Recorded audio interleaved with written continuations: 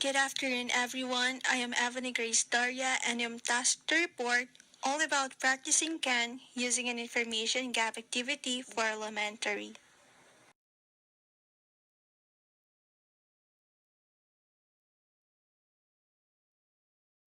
In the activity, the teacher uses an information gap task in order to target the fluency by directing information to meaning and interactions. For step 1, the teacher explains the situation. You are street musicians. You dance, you sing, and you play an instrument. Your partner has left to join a circus, so you are looking for a new partner, someone who can do the same thing as you. For step 2, the teacher draw the following grid on the board: play, the sing, and the dance. She lists from the class the names of 3 kinds of musical instruments, 3 types of singing, and 3 dances. As students suggest ideas, she writes this into the grid, adding the if necessary. For example, for the play are the violin, the saxophone, and the guitar. For the sing are the opera, the blues, and folk. And for the dance are the tango, the cha-cha, and the waltz.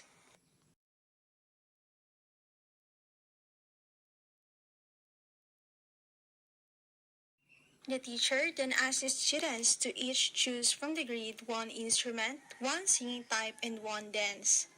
This is their street musicians act. For example, they might choose the guitar, the opera, and the cha-cha. Students are instructed to keep their choices secret. For step 3, the teacher writes this formula on the board. Can you? And elicits possible questions. For example, can you play the saxophone? Can you sing the blues?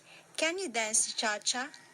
Students are told that they have to now try and find their new partner by asking as many other students as possible, at least 3 questions, until they find someone who has chosen the same combination as they have.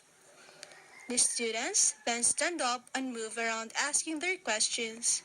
Once they are into the activity, the teacher rubs "Can you" off the board.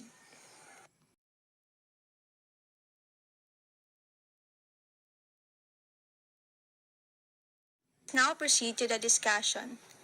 The activity, although tightly controlled in terms of the language content, ranks as an information gap activity since each student has different information. In order to complete the task, they must match their information with that of other students using language to bridge the gap.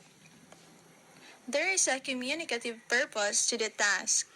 Example, to find their partner. This means that they not only have to speak but to listen. For it to work, students need to be carefully briefed as to the kind of interaction required in the language they will need. Thus, the teacher uses an imaginary situation and involves the students in selecting the vocabulary. The only new language can use is provided for them, and this provides the scaffolding within which learners can get used to the structure. When the activity is underway, the teacher rubs the new language off the board.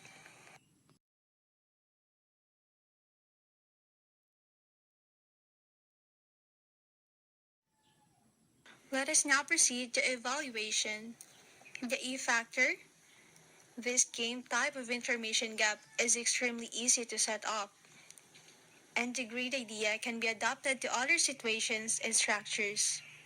For example, to practice going to, the teacher can elicit names of 3 holiday destinations. Example, Acapulco. 3 holiday months. Example, August. And 3 hotel names. Example, The Grand. Students each choose a combination and then question one another in order to find someone going to the same place, in the same month, and staying at the same hotel. Other kinds of information gap exercises involve more preparation, such as the uses of pictures, where students in pairs spot the difference between the 2 pictures, or the use of text, where, for example, students in pairs have different idea or data, and they have to pull data to complete a task, such as planning a day's outing.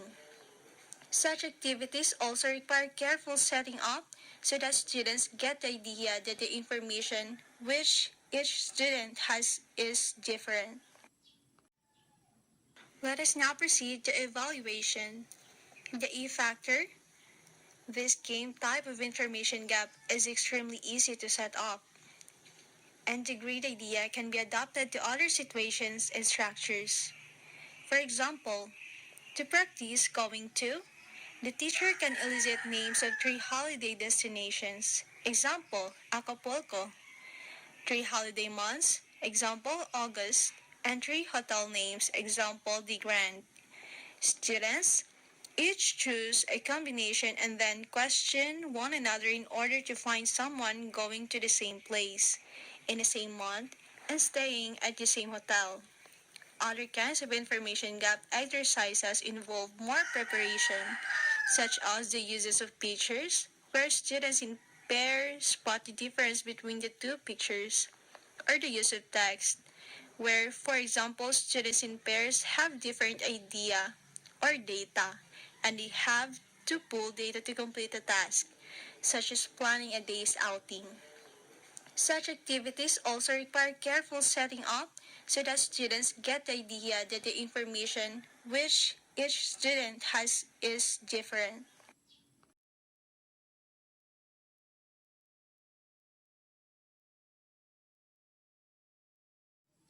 In terms of economy, a task like the street musician game is like to generate a lot of instances of the target language. This is particularly the case if it involves interacting with lots of different students.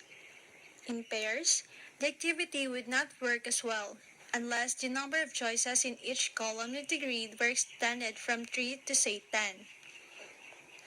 As for efficacy, it is debatable the extent to which information gap activities like the one above replicates real-life communication. Obviously, the situation is very contrived and the language extremely controlled. But as a practice activity, this may not be a bad thing. It means that not too many demands are being made on students in terms of their attention. There is a mini focus since they have to listen to each other in order to do the task, and this directs attention away from form. They are free to do this because the form is varying and available on the board if they need it. At the same time, the meanings they are expressing are not complicated, so they can only focus on form when they need to. All this should enhance fluency. If it seems to control, learners could be asked to supply their own vocabulary rather than use the words in the grid.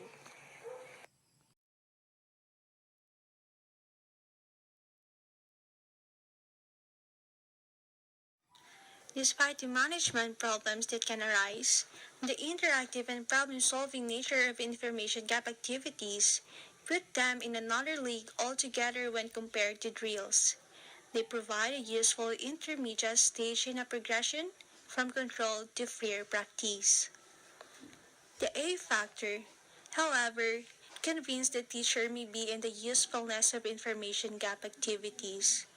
Many students remain skeptical and are often mystified by the complicated logistics involved in what seems to be nothing more than another grammar exercise.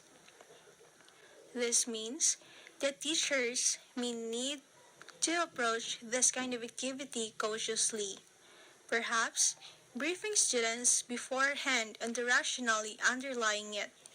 A further problem, immediately obvious to teachers of large classes of young learners, is that any activity that involves students milling around may simply be impossible to design a task for groups of a maximum of 4 or 5 students.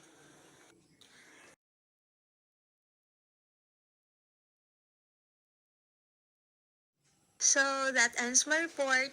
Thank you, and I hope you've learned a lot from the discussion.